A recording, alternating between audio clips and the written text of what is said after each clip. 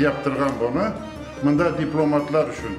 Son 1959'da Görge Deşbarya'da Çavuşesku'dan evvel o kendi an kabrini yapağında Karol Park'ın içerisine. Şimdi bu camı minareme görünmesin onda da. Bu bir museu piyesi gibi eken o.